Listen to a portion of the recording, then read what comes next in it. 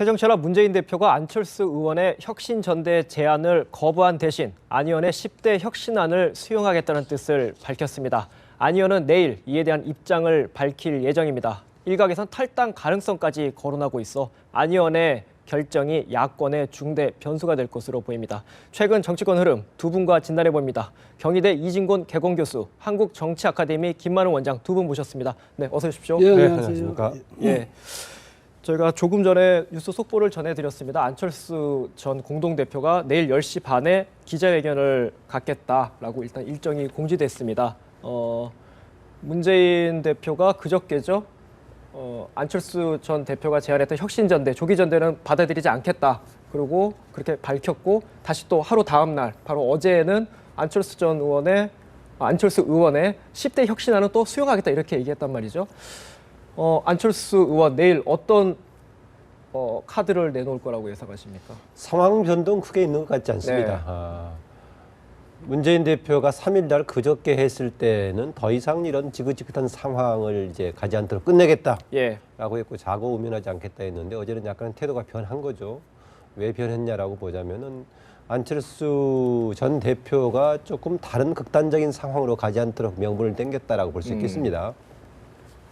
그런데 내용을 사실 따지고 보면은요, 10대 혁신안을 100% 수용하겠다, 당헌에 반영하겠다라고 했었는데 내용으로 보자면 실체가 없는 내용입니다. 우선 크게 내용이 부정부패 청산하고 낡은 진보 청산 두 개가 들어있죠. 근데 부정부패 관련된 문제는요, 기존의 김상곤 혁신위원장 체제에서 11차 혁신안에 상당 부분이 그대로 반영돼서 발표가 됐습니다. 네. 하급심에서 유죄가 받는 사람은 공천에서 배척한다든가 하는 등등이 포함되어 있습니다. 물론 100% 똑같지는 않지만 상당 부분 포함이 돼 있고요. 그런 의미에서 뭐 새로운 내용은 아닌 것 같고, 그 다음에 또 하나 이제 두 번째 낡은 진보 청산이 굉장히 중요한 부분인데 거기에가 또 5개 항목이 들어있는데 그 중에 2개가 뭐냐? 하나는 그 셋째 항목입니다만은 김한길, 안철수 공동대표 체제에 대해서 집중 분석해보자. 당시 본인들이 주도했던 체제하고 지금 문재인 대표 체제하고 뭐가 다르고 뭐가 잘못된 것인가 따져보자는 얘기고요. 또 하나 더 이제 뭐 논쟁적인 부분이 뭐냐면 네 번째 항목에가 지난 19대 총선에 대한 평가 보고서, 또 18대 대선에 대한 평가 보고서, 네. 지금 최근에 그 안철수 의원과 더불어서 활동을 자주 하고 있는 한상진 명예교수가 중심이 돼서 했던 것이 대선 평가 보고서 아니었습니까? 거기서 당시 이제 현 문재인 대표의 후보의 책임론을 강하게 이야기를 했었고, 심지어는 누구누구 1순위로 책임 있나 1, 2, 3, 4순위까지 따졌던 그런 내용들이죠. 그래서 사실은 문재인 대표의 리더십에 관해서 한번 공개적으로 검증해보자는 내용이 들어있는데 그것은 당헌에 반영해서 할 수 있는 내용이 아니고요.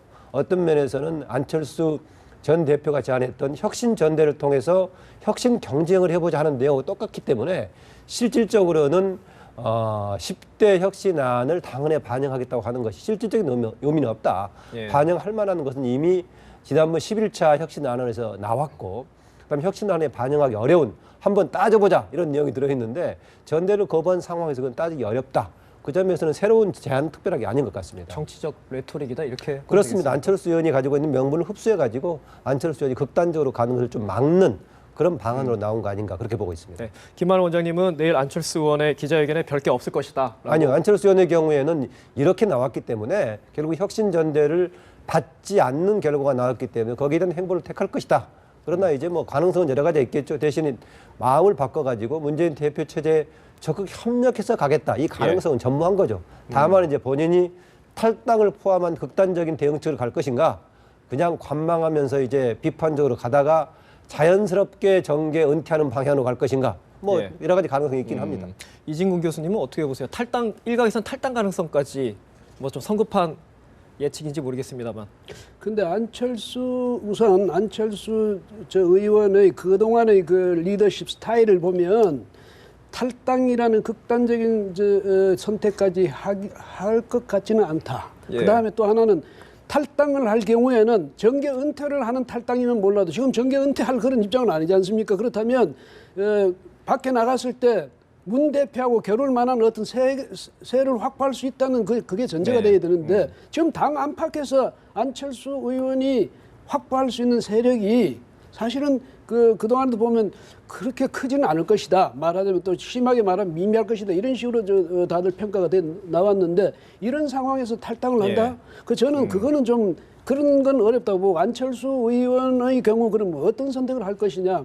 명분으로 또 다시 내일 문재인 대표에 대해서 문재인 대표의 화합 전당대회 여기에 대해서 그것을 거부하는 데 대해서 이 명분으로 또 그것을 공격하면서 저는 계속 앞으로는 좋다 그러면 계속 문 대표 체제를 공격하면서 어차피 총선까지 가야 되니까 총선에서 다시 어떤 총선 이후에 다시 기회를 보려고 하는 그런 전략이 아닌가 이런 생각이 됩니다. 어쨌든 내일 안철수 기자회견 그렇게 큰 무슨 폭탄 선언은 없을 것이다. 네. 저는 이렇게 봅니다. 다시 문재인 대표에게 공을 넘길 것이다. 이렇게 볼 수도 있을까요? 전망을?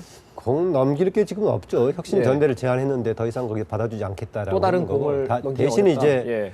10대 혁신안을 100% 반영하겠다는 내용에 대한 실질적인 의미에 대한 공박을 있을 수 있습니다. 아까 제가 말씀드렸다시피 부정부패 관련 부분은 이미 기존 혁신안에서 반영이 돼 있는 거고 또 본인이 제안했던 과연 문재인 대표의 대선 평가에 대한 지난번 보고서를 가지고 공개 검증할 용의가 있느냐. 원래 이제 문재인 대표가 했던 어제 발언 그대로라면은 공개 검증을 하는 게 100% 받는 거겠죠. 그것도 있고 지난번 본인과 더불어서 김한길 공동체제하고 지금하고 비교하는 작업도 같이 해야겠죠. 그런데 문재인 대표 최근 행보를 보면은 이미 총선 체제를 가동하자 이런 쪽으로 가는 거 아니겠습니까? 그래서 실질적으로는 반영할 수 없는 상황이면서 이제 혁신안을 100% 반영하겠다 했던 것에 대한 문제 지적과 더불어서 저는 행보에 대한 발언도 나올 소지가 전혀 없는 건 아니다라고 봅니다. 근데 김 원장님 말씀하신 것 중에 저도 그런 생각이 드는데 뭐냐면 이름이 혁신 전당대회를 요구했거든요. 그 혁신하자는 것 아닙니까? 내가 혁신하겠다는 거. 그것도 그냥 혁신하는 게 아니라 당신이 원하고 제시했던 모든 조건 내가 다 받아주는 혁신을 하는데 더 이상 무슨 전당대회가 필요하냐. 그런 전당대회를 하면 그거는 서로 경쟁하고 분열의 전당대회가 되지 않냐. 이런 식으로 문 대표는 문 대표대로 명분을 자신이 확보하려고 그러고 이제 안 대표가 저러한 문 대표의 명분은 또 낚아채간 것에 대해서 어떤 식으로 저 명분을 또 자신 쪽으로 끌어올지 근데 내일 아마 그런 머리 싸움이 되지 않을까 명분 싸움이 되지 않을까 이런 생각. 그러니까 안 전 대표 쪽에서는 이미 때가 늦었다라는 얘기도 있지만은 그걸 받아들이는 것 자체가 새로운 전대를 요구하는 거란 말이죠. 그 내용상에 지금 대선 평가 보고서를 가지고 공개 검증해보자는 내용이 넷째. 두 번째 항목에 넷째에 들어있기 때문에 그런 것을 포함한다면 실제로 받아들인다면은 전대 형식이 될 수밖에 없다. 당신의 리더십이 맞는가 아니면 지난번에 김한길 안철수 공동체제가 맞는 거가 또 대선 평가 보고서는 지난번 문재인 대표를 포함한 사람들이 여러 가지 책임론을 거론했는데 평가 보고서만 만들어 놓고 왜 사장시켜 버렸는가 이런 문제를 제기한다면은 혁신안을 받아들이면은 곧 전대를 하는 것과 마찬가지가 된다 그 말이죠. 그리고 또 이게 있습니다. 왜냐하면 지금까지 혁신안을 계속 제시해 왔잖아요. 열몇 차례나 제시해 왔는데 그 받아준다 해서 이제 평가를 할 것 아닙니까? 그러면 우리가 이미 혁신안 아까 김 원장 지적을 하셨지만 혁신안은 이미 다 했잖냐. 더 이상 이야기한다는 건 당신은 나한테 정치적 공세한 것밖에 더 됐냐. 이런 결과도 얻으면서 또 그러면 김안 시대의 그 평가는 누가 주도하는 겁니까? 결국은 또 당대표가 주도하는 거거든. 그런 점에서 말하자면 지금 계속 기선을 누가 제압하고 있냐. 문재인 대표가 계속 기선을 제압하면서 나가겠다 이런 뜻인 것 같죠. 결국은 본질이 전당대회냐 내용상의 혁신이냐 뭐 그거 가지고 서로 명분 싸움을 계속 하는 것 같은데 전당대회는 문재인 대표 측에서 아마 받아들일 가능성이 지금 거의 없어 보이기 때문에 그거 가지고 얘기를 하면 계속 말만 왔다 갔다 하는 상황인 것 같고 그러면 혁신으로 한번 들어가 보죠. 소위 안철수의 10대 혁신안을 어제 문재인 대표가 받아들이겠다 이렇게 얘기하지 않았습니까?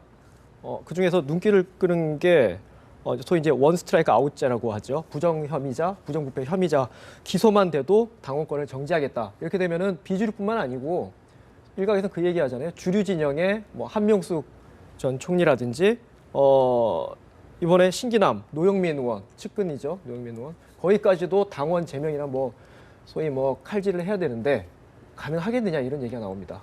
예, 뭐 이것이 아니어도 최근에 논란이 됐으면 이후에 공천 과정에서 그런 것이 반영되지 않겠습니까? 만약 그런 문제가 걸러지지 않는다면은 그렇잖아도 지금 야당에 대한 제1야당에 대한 여론이 안 좋은데 그런 문제까지 처리하지 않고 가기는 힘들 겁니다. 이 문제가 불거지 않았다고 하더라도요.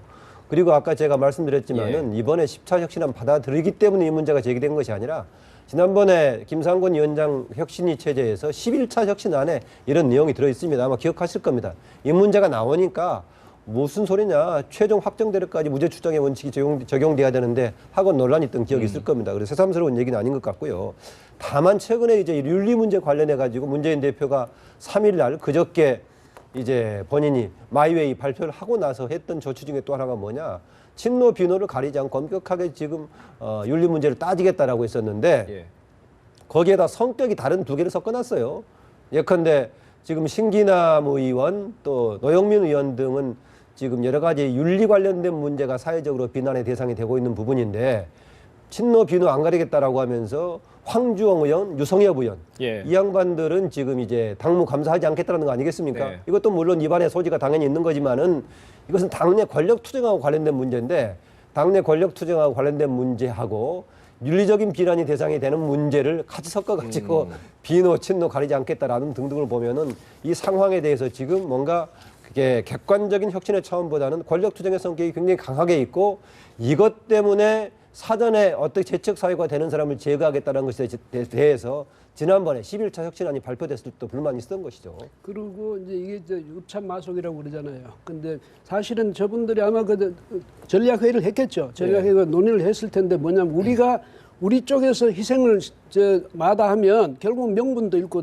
공격에서 그 허점만 보인다. 그래서 우리도 희생을 감수해야 된다. 근데 한명숙 전 총리 같은 경우는 지금 이미 저 형을 살고 있으니까 거기는 뭐 지금 당원 제명 정도는 뭐 감수할 수 있는 형식상의 명예는 좀 있겠죠. 그렇죠. 그 정도고 그다음에 사실은 신기남 의원이라든지 또 이런 분들 그다음에 이번에 노영민 의원 이런 분들이 친노의 명분을 아주 엄청스럽게 훼손시켰거든. 그러니까 이분들은 자기 책임 때문에라도 지금은 양보하지 않을 수 없는 상황이고 그러면 아마 그래서 우리가 최소한의 우리는 희생은 우리가 먼저 희생하는 것을 보여줌으로써 상대방의 것을 뺏을 수 있다. 아마 이런 판단을 한 것 같습니다. 그래서 지금 말썽이 되는 분들 심지어 정청래 의원 막말하는 정청래 의원까지도 희생할 수 있다는 이런 뉘앙스를 준 이유가 이번에 이렇게 함으로써 내 당권은 더 확실하게 더 확고히 하겠다. 뭐 이런 전략이 아닌가 이런 생각이 드네요. 지금 언급하신 측근들을 먼저 엄단을 한 다음에 소위 호남권이나 비주류 진영에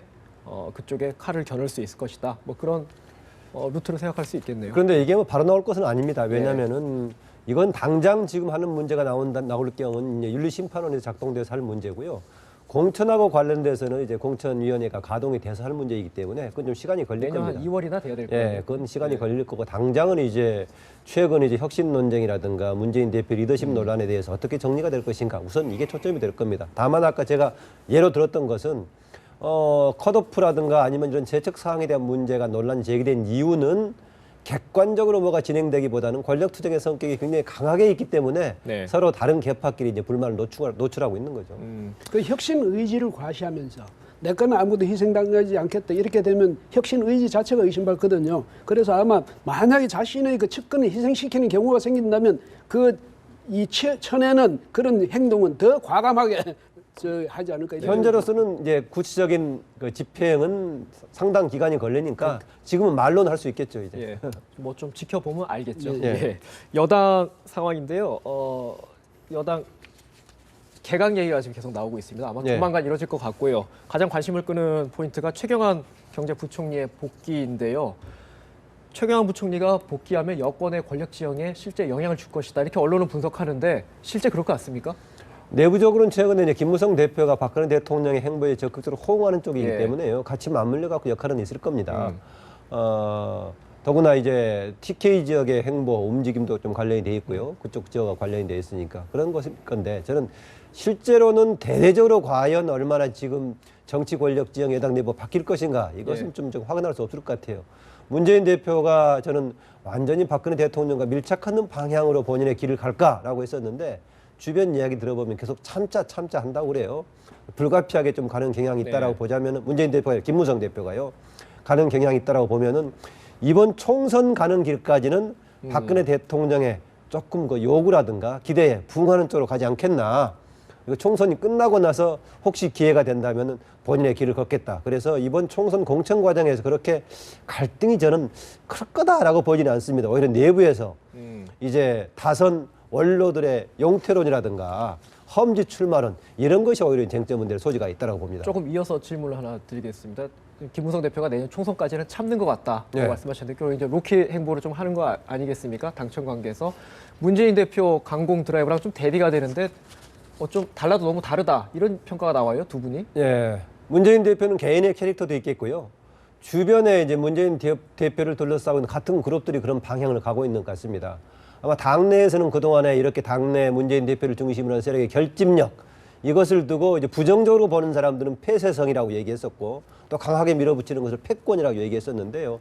지금 당 상황으로 보자면 오히려 상당히 포용하고 뭔가 통합력을 발휘해야 될 시점인데 그렇게 가고 있는 것이 오히려 당으로서 좀 바람직하지 않는 거죠. 문재인 대표는 통합의 시점에서 이제 대결과 분열을 하고 있다고 하는데 그 말을 통합을 내치는 문재인 대표의 최근의 리더십의 행보는 오히려 상당히 대립적인 상황으로 가고 있는 것 같습니다. 예, 알겠습니다. 그 교수님, 개각 폭은 어느 정도로 예상하십니까? 개각 폭은 뭐 그러잖아도 황우여 뭐 교육부 장관인데 김희정 또 거론된 건 대여섯 명이잖아요. 대여섯 예. 명. 그런데 사실은 앞으로도 마찬가지예요. 왜냐하면 개각 부담이 대통령한테 엄청 스럽거든요. 예. 그래서 개각을 대폭적으로 해치우고 싶어도 할 수가 없는 입장입니다. 그래서 아마 이번에도 끼워넣기 식의 그러니까 바뀌어야 될 사람들 자리를 채우는 왜냐 그래도 많잖아요. 예. 그래도 많으니까 아마 그 선에서 끝날 것 같고 저는 이제 저기 한 말씀 더 붙이자면 말이죠. 예. 김무성 대표가 지금 하는 건 스펀지 리더십. 저는 그렇게 왜냐 뭐든지 그냥 받아 쓰고 그러니까 이게 반동이 없도록. 스펀지 리더십? 예. 예. 그다음에 문재인 대표는 그냥 바로 튕겨내는 이런 반작용식 이런 반사적인 예. 왜냐하면 문재인 대표는 여하튼 당내에서 가장 권력자거든요. 그래서 상대방을 압도할 필요가 있잖아요. 그래서 그렇게 하는 거고 김무성 대표 상대는 박 대통령입니다. 그다음에 이른바 친박인데 거기서 자기가 바로 받아내거나 반사적으로 대응할 수는 없거든요. 그래서 모든 것은 그냥 안에서 그 충격을 최소화하는데 역점을 두고 그렇게 하면서 아까 김 위원장 말씀처럼 총선 때까지는 이 리더십을 그냥 유지해 가야 되니까 그런 차원에서 보면 김무성 대표 본래 그 정치 스타일하고 지금 하는 것도 보면 좀 YS한테 좀 배운 게 있나 네. 또 그런 생각도 들고요. 그 말씀하시니까 이제 김무성 대표는 주로 이제 박근혜 대통령과 관련해 가지고 본인의 입장을 선택한다라고 보자면 문재인 대표는 그 듣고 보니까 당내 주도권, 패권에 초점을 두고 움직이는 것 같고요. 또 하나는 강공 노선을 편다고 하는데 계속 그동안에 상반된 두 가지 같이 게임을 해왔어요. 예컨대 28 전대를 앞두고 대표 경선 과정에서는 친노 패권 논란이 있을 때는 친노라는 것은 없다. 보수 언론이 만들어낸 공격 프레임이다. 라고 얘기했다가 또 나중에는 인정하면서 네. 친노 이야기, 또 패권, 개파 얘기, 개파 기억자도 안 나오게 하겠다라고 얘기를 했습니다. 그 다음에는 뭔가 감싸안고 혁신할 필요가 있다라고 얘기했다가 혁신할 필요성보다는 오히려 비주류가 흔들게 하고 있기 때문에 문제가 생긴다라고 다른 얘기했고요. 또 지난 18일 날 조선대학 강연 때는 문한박 제안을 하면서 뭔가 협력과 통합이 필요하다는 얘기를 하는 것이 아니라 또 공천권을 둘러싼 옛날 정치 때문에 문제가 비롯되고 있다고 얘기를 했고 이번의 경우도 그저께 3일 날은 이제는 지긋지긋한 상황을 끝내겠다라고 했다가 또 어제는 또 10대 혁신안 받아들이겠다 해가지고 세게 나갔다가 또 뭐 뭔가 포용하는 듯 했다가 다시 또 속내를 강하게 표출한 이 이중성이 계속 왔다 갔다 하는 것 그 같기도 기조가 합니다. 분명한 것 같아요. 뭐냐면 적어도 나를 흔드는 것은 당을 흔드는 것이다. 이건 절대 용납 못한다. 그 그거는 안에서 박근혜 대통령과 비슷하네요. 그거 안에서 타협의 여지가 있다. 이거 그러니까 박근혜 대통령 그렇게 이야기하잖아요. 김무성 대표 스펀지처럼 쓱 받아 넣어버리니까 튀질 않잖아요. 그다음에 그런 점에서 최경환 부총리가 설령 당으로 돌아가서 한다 하더라도 김무성 대표가 거기에서 서로 마찰을 빚는다든지 튕겨낸다든지 그런 건 없고 최경환 부총리는 어쨌든 아직은 정치권에서 또 국민적인 그런 뭐 인지도에서 아직은 김무성 대표가 못 미치니까 그런 점도 있잖아요. 스폰지 리더십이라는 표현이 재미가 있네요. 그 내일 좀 정치권이 템포가 좀 빠르게 돌아갈 것 같은데요. 아까 저희가 얘기 나눴던 안철수 의원의 기자회견도 있지만 내일 선거 획정과 관련해서 여야 지도부가 또 회동을 합니다. 저번에 한 차례 만나는데 결론을 못 냈고요. 근데 뭐 지역구 줄이고 비례대표를 늘리는 방향성에는 공감대를 이뤘다라고 하는데 내일 단판 성과 바로 나올 수 있겠습니까? 네, 매번 뭐 짐작하다시피 내일 당장 좀 나올 수 있을까요? 지금 정의학 국회의장은 8일까지 완결을 해가지고 국회에서 최종 의결을 해서 오늘 정해진 대로 이제 15일부터 시작이 되는 120일 전에 이제 예비후보 등록이 가능하도록 하자라는 것인데 뭐 하루 이틀 더 남았기 때문에 내일 결론 나기는 쉽지 않다. 아다시피 이게 석패율제를 추가로 도입할 것인가 이 문제하고 또 하나 연동형을 할 것인가라는 건데요. 지금 연동형 하면은 조금 뭔가 이게 비례대표가 줄이는 것에 대한 보완책이 될 것처럼 보이는데요. 수가 지금 4, 50명밖에 안 되는 상황에서 연동형을 또 적용하면은 다른 부분이 상당히 또 왜곡되는 요소가 있어요. 비례대표 수가 마치 독일처럼 1대1 정도로 규모가 150명, 200명 정도 된다 모르겠는데 4, 50명 가지고 연동을 적용시켰을 경우에 소수당은 본인들의 표를 보장받을 수 있지만은 나머지 부분이 또 왜곡될 소지가 있어가지고 이것도 단지 그냥 뭐 결단을 내리기가 내일 가능할까? 뭐 쉽지는 않아 보입니다. 어쨌든 간에 오히려 저는요. 이번 정기국회 내에 그나마 결정을 해가지고 15일 날 예비후보 등록할 수 있게끔 그 일정이나마 지장을 안 받으면 좋겠습니다. 예, 그 지금 말씀하신 연동형 비례대표제 예. 언론에서 이제 균형 의석제라고도 표현하는데 이거는 좀 지적하신 게 그 제도의 효과를 보기에는 현재 비례대표 의석수가 너무 적다 그런 말씀을 하신 아니요. 걸로. 효과를 보기엔 효과는 소수당은 효과를 충분히 볼 수 예. 있죠. 새정치연합은 충분히 효과가 예. 아니요. 새정치연합은 상관이 없습니다. 왜냐하면 새정치연합은 특별히 볼 게 없고 오히려 이제 정의당 등 소수당이 볼 소지가 있는 건데 예. 다만 이제 이게 수가 적기 때문에 다른 쪽에 이제 여러 가지 파장을 불러일으키죠. 소수당이 가져간 나머지 의석이 몇 개가 안 되기 때문에 남는 게요. 수가 굉장히 비례가 많다면은 소수당이 그걸 가져간다고 하더라도 나머지 비례가 많이 남아 있어서 양당이 별로 가져갈 수 문제가 있다. 없고 한데 이렇게 하다 보면은 이제 소수당은 비례 중심으로 가는 것이고 큰 정당은 지역구 중심으로 가는 이런 상황이 생길 소지가 생기죠. 교수님, 석패율제는 내일 여야 간에 합의가 이루어질 수 있겠습니까? 그 석패율제도 그렇고 저 연동제도 그렇고 저거 가지고 아마 줄다리 석패율제도는 또 사실 국민적인 또 이 반응이요 별로 안 좋거든요. 왜냐하면 뭐 특정인에게 두 차례나 그렇게 뭐 무슨 기회를 주냐 이런 것도 있고 연동제가 지금 그런 물론 그럴 수도 있는데 다음에 이게 있습니다. 왜냐하면 지금 정당의 득표율 따라서 나중에 이제 거기 주는 것 아닙니까? 그래서 예. 지역 그 지역의 의원수 그 새정치연합이면 새정치연합 의원수를 정하고 거기서 이제 지역구 빼고 남는 것은 이제 비례대표 주는 건데 대개 이제까지 보면 이 소선거구제에서는 제1당이 득표율보다 훨씬 의석이 많아지는 게 상례였거든. 그 제2당은 항상 그러냐면 손해를 봤는데 이렇게만 하면 제2당도 잃었던 걸 그러니까 그동안 손해봤던 걸 만회할 수 있다 이런 기대도 있겠지만은 어쨌든 제가 볼 때는 저분들이 지금 뭐 2+2 회담을 하든 뭘 하든 별로 답답한 분들이 아니에요. 저분들은 답답한 분들은 앞으로 선거에 출마하면 예비후보 등록할 사람들 신인들이겠죠. 저 올해 당장 쉽게 저기 합의에 이르지는 못할 것 같습니다. 예. 15일이 예비 후보 등록이라면 이제 저희가 아까 리포트도 했는데 딱 열흘 남았거든요. 오늘부터. 15일까지 선거 획정이 안 되면 어떤 상황이 벌어집니까? 예, 그래서 시청자들한테 좀 설명하자면은요, 이제 예비후보 등록하면 어느 지역구에 본인이 출마하려고 예비후보 등록하는데, 지금 19대 지역구는 있는 상황 아닙니까? 19대 국회가 끝날 때까지. 15일부터 등록하는 예비후보는 20대 이제 국회 총선을 향해서 등록하는 것인데, 20대 지역구는 지금 없는 상황이 되는 겁니다. 과거 같으면은 새로 개편되기 이전까지는 19대 지역구가 20대 지역구에 그대로 적용돼서 그쪽으로 등록하면 되는 건데 이번 지나고 나면은 20대 지역구는 유연이 돼가지고 없어져 버리는 것이 되기 때문에 19대 지역구는 남아있지만은 20대를 향한 지역구가 없는 셈이어서 예비후보들이 등록할 수가 없는 거죠. 그런데 대신에 이제 현역들은 본인들 의정 활동하고 하는 것이기 때문에 그대로 활동하는데 예비후보들은 등록할 지역구가 없어져 버리는 겁니다. 이런 상황이 예전에 있었나요? 아니 그러니까 이번은 어떻게 되냐면 헌재가 그렇게 결정함으로써 12월 31일이 되고 나면 지금 선거구 자체가 없어져 버리는 거예요. 전체가. 그러니까 사실은 이렇게 할 때는 1월 1일부터는 예비 후보는 아무것도 못 하는 거죠. 사실 그 이전에 등록도 안 되니까. 그러면 이게 엄청난 그 불이익을 초래하는 것 아닙니까? 그래서 그런 점에서 보면 근데 늘 이제까지도 보면요. 사실은 그런 게 없을 때는 되게 2월 달에 심지어 3월 달에 결정하기도 했는데 이번에는 국회가 정말 좀 책임감을 생각해서라도 이번에는 공정 경쟁, 공평 경쟁 이 차원에서라도 좀 올해 연내는 좀 해결해 줘야 될 것 같은데 글쎄 제가 볼 땐 기대하기가 좀 어렵지 않나. 현역들이 아쉬울 게 없으니까 아쉬울 게 없어요. 이준석 앵커가 지적했던 과거에 이런 예가 있었느냐? 과거에는 일단은 기존의 선거구에다 그대로 예비후보 등록을 했죠. 예. 나중에 이제 선거구 획정이 돼가지고 바뀐다고 하더라도 기존의 선거구에 등록해가지고 활동할 수 있었는데 이번의 경우에는 유일하게 이제 헌재가 올해까지 한정으로 이제 적용을 해서 위헌 상황이 생기니까. 예, 그래서 생기기 때문에 등록할 20대를 향해 등록할 선거구가 없어지는데 아까 말씀하신 대로 혹시 이제 나머지 뭐 15일 정도는 유효하니까 그걸 인정해서 한다.